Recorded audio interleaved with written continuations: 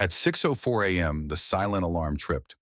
I stood barefoot, coffee in hand, watching the monitor as Marilyn Voss, zebra print scarf, sunglasses before sunrise, marched toward my guest house with a camera crew and an inflatable flamingo.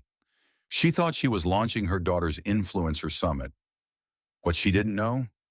She just breached Haven Pulse, a decommissioned CIA black site wired to vanish threats, not host wellness retreats. And within minutes, her thirst for clout would spiral into a national security emergency. "Get out of the guest house now. My daughter's influencer summit necessitates it," barked Marilyn Voss over the intercom, her tone dripping with condescension and what reeked of a patch of pricey blooms.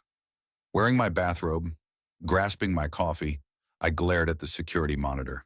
There she stood at the threshold of dawn, dressed in a zebra print scarf and oversized shades, surrounded by two men, one lugging a huge ring light, the other pulling a suitcase, directly through my garden, crushing my newly planted rosemary. At first I believed it was some sort of complicated prank. Then I saw the HOA petition in her perfectly manicured hand. No, Marilyn wasn't bluffing. She was seriously attempting to hijack my guest house for a live stream. What she didn't know, what she couldn't possibly know, was that her daughter, the notorious Glimmer Sky, was minutes away from crashing into one of the most secure CIA safe houses still operational, Haven Pulse. The instant Marilyn set foot on my grass, she inadvertently activated a quiet federal warning. Not any alert, the type that awakens hidden ears in D.C. 2 years earlier, I purchased this land for its privacy, not its looks. Concealed beneath ivy and shadow, the guest house wasn't merely quaint, it was a secure bunker. Enforced walls, biometric entry, signal scramblers, and a foundation robust enough to blow off a missile. The realtor had conveniently left out the fine print. By day, I'm a tech consultant, but when needed, like now, I'm a reactivated CIA operative, tasked with guarding Haven Pulse, a long-dormant dead drop reawakened 6 months ago. The agency has a habit of keeping operatives like me on standby, tucked inside quiet neighborhoods with high fences and nosy neighbors. And nobody was more nosy or more tyrannical than Marilyn, the self-proclaimed queen of our HOA. Last month, she attempted to fine a neighbor for having two joyous tulips. Her daughter, Glimmer Sky, yes, legally renamed after a viral oat milk video, had just returned from Tulum with some self-styled mission to cleanse America's aura through branded healing retreats. My guest house, apparently, was to be her next holy sanctuary. I pushed open the front door as Marilyn yelled orders at her team like some kind of crazy reality TV producer. "Ma'am," I replied calmly, "you're trespassing." She cocked her head, that smug little smile spreading onto her face. "The guest house is obviously empty. We looked. Glimmer needs it. Her work is holy, you understand. Healing is crucial." One of her men, holding a glitter-painted yoga mat that said, "Namaste or no way," appeared to want to disappear instantly. "Let me be clear," I announced, advancing into the space and standing between them and the guest house. "This is private property. It's not on the rental list. If you don't take off immediately, federal agents will take you away." Marilyn's grin wavered. Barely. But Marilyn wasn't quite made for backing down. Rather than back down, she slapped a crumpled paper against my chest. "This is a community use requisition," she announced smugly. "The HOA has decided your guest house is available for shared benefit for up to 30 days. She actually air-quoted shared benefit like she was giving the punchline to some inside joke. I looked at the paper, a crumpled HOA bylaw printout, half the sentence incomplete, marked in neon orange. "Marilyn," I said, my tone unenthusiastic, "this is not legal, and the guest house is occupied, just not for content on Instagram." She rolled her eyes and flicked her wrist at Glimmer, just materialized from a pastel-colored car wearing a flowing silk kimono, phone already on roll. "Perfect energy," Glimmer whispered to the camera, geotagging, "Safehouse glow up." On that one shot alone, the followers of the location of an operating CIA black site reached 1.5 million in less than an hour. I double-tapped my watch. Within the guest house, systems came to life. Windows went black, cell signals dropped mid-scroll, and a silent ping went directly to Langley. Meanwhile, Marilyn continued prattling on about Glimmer's holy mission. A thin laser drew across her handbag, then discreetly disappeared. That smirk of hers? Dissipating. An hour later, watching Leftover Tie at midnight, I played back the tape. It was precisely 11:03 p.m. when Marilyn appeared, gloved, carrying a flashlight and crowbar ready, directing Glimmer as if they were a couple of bungling burglars on a Netflix heist special. She seriously attempted to jimmy the patio door open using a dinner fork. Every part of that building was wired as tight as an uplink to a satellite. She might have well pranced into Langley's front reception. Defeated, Glimmer took a selfie, tearful, with the caption, sobbing emoji, blocked by toxic vibes. The next morning, Marilyn rang the doorbell once more, this time with a basket of organic scones. "Let's just be good neighbors," she cooed. "One weekend in the guest house. You won't even notice us." I accepted the scones, nodded silently, and shut the door. A CIA extraction team was on its way, not for the pastry, but for Glimmer's geolocated content, which by that point had pinged foreign servers in Moscow and Thrawn. By early morning, she was back. Stilettos, sun hat, totally glam. A production team following behind her, unpacking tripods, a painted golden throne, and, God preserve me, a wind machine. Glimmer was already posing on the guest house steps, ranting about Sunny Detox for her new brand collaboration. Marilyn, unconcerned, was erecting a complete snack bar on my lawn. "What part of no didn't you get?" I asked, teeth clenched.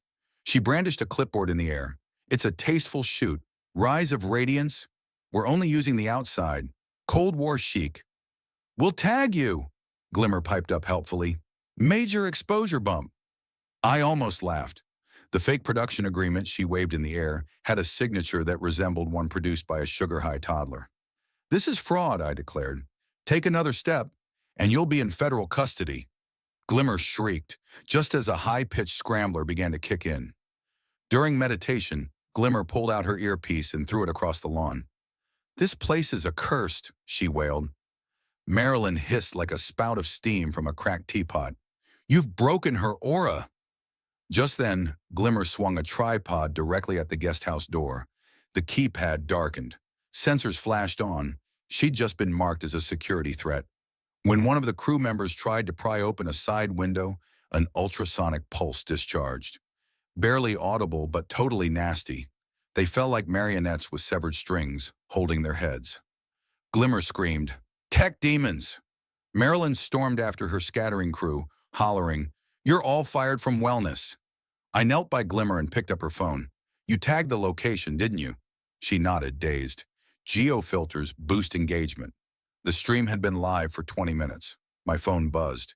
"Ping trace active. Response team ETA. 2 hours." Marilyn attacked and grabbed the phone. "Your toxic energy won't stop us," she growled, pulling Glimmer off down a trail of knotted wires and half-consumed sage bundles. I didn't tarry. Full lockdown. Shutters slammed home with a clunk. Signal jammers powered up. Langley buried her stream under an avalanche of spoofed uploads, scattering its digital trail like autumn leaves in a hurricane. But at just after midnight, the sensors flared once more. Marilyn, now in stealth black leggings and gloves, crept up the drive with Glimmer in a glitter-studded jumpsuit. Bolt cutters swayed from Marilyn's wrist. They scaled the fence like teenagers breaking into a pool party. Glimmer climbed a ladder to a back window, whispering into her phone, "We're reclaiming this space. Manifesting entry." She yanked on the window frame.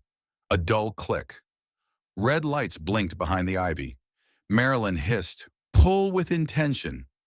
One more tug triggered a high-pitched screech. Disorienting frequencies spilled out like knives in the air. The two tumbled from the ladder into a mess of sequins and panic. Floodlights exploded. A robotic voice thundered, "Unauthorized access! Zone secured. Authorities alerted." Marilyn sprawled in the grass, waving her phone like a distress flag. "This is harassment. I'm calling the news." They scrambled off, tripping over a flower pot as they vanished into the dark. Satellite records caught pings, Latvia, Dubai. Whatever Glimmer had posted was going viral in the worst possible ways. At noon, a black SUV pulled up across the way. 3 agents emerged in wrinkle-free suits. Neighbors waved, thinking they were realtors. The lead agent tapped out a coded rhythm. Inside, he laid it out. Glimmer's livestream had raised a stir in the international community. Haven Pulse was now in the crosshairs. Her encrypted likes, captions, and hashtags had blown the lid on decades of cover-ups. Marilyn's dossier was candid, unintentional, blatantly so. Glimmer, innocent asset, risky decoy. The strategy, flood the internet with static, inundate the trail, and chain Marilyn up with legal fire. At 2 p.m., a courier delivered Marilyn a thick stack of legal notices as large as a phone book. Her voice boomed down the street. "Is this a prank show? Who even are you people?" Minutes later, she called me, shaking. "I thought it was just a shed. We were doing wellness streams." I stopped. "Good judgment. That building? Not for you. Stay away," she whispered, nearly a breath. "I will." "Okay," she said, then hung up. 2 days of quiet ensued. Marilyn's flamingo lawn ornaments vanished. Her HOA complaint emails ceased. Then at 10:07 a.m., a white truck came rolling in marked HOA Emergency Services. Fake logo. Real balls. Marilyn, now dressed in a power suit, commanded a team snapping photos of my guest house. One attempted the gate with a screwdriver. I buzzed it. He sprang like a cartoon thief caught in the middle of a heist. Marilyn thundered, "This property violates 5 HOA rules. Unauthorized construction, no community access." Glimmer live streamed nearby, carrying a Justice Now sign, her followers piling up quickly. Another SUV arrived. An agent handed me an envelope. Operational authority upgraded. No civilian entry for 180 days. He turned to Marilyn. "Your contact liabilities step over the line. You're detained." She sputtered. "I'm a homeowner. I'll call the Attorney General." "They've been briefed. You're being watched," he replied. The team vanished. Glimmer's stream cut off mid-righteous pout. Marilyn just stood there staring at the guest house like it might grow teeth. And so, on the night of Halloween, a second HOA announcement was sent via email. Unanimous approvals were now mandatory for all solutions regarding my residence. As sun fell, there was a straggling neighbor who came and asked, "What's going on in there?" I smiled. Faded couches, powerful internet. He suspected otherwise. And Haven Pulse did go live now, veiled in gray, under global monitor. Marilyn? Who? A spectral presence. Influence? Dust? Glimmer rebranded, overnight, as a tutorial on government overreach. Her truth bombs channeled into state-monitored echo chambers. All monitored, all managed. The agency moved in on the story, spun chaos into cover. The guest house? Now an AI disinformation center. I staged a mock open house, shot footage, faked healing sanctuary, leaked it. It went viral.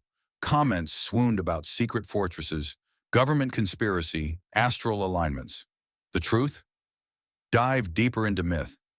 Then Langley moved in. Marilyn was offered a CIA position. Disinformation liaison. It was a trap, baited with ego. She accepted it. Now she sits in her window, quiet, beaten. The guest house light is turned off at 11:59 p.m. Not by me, by Langley, Maryland.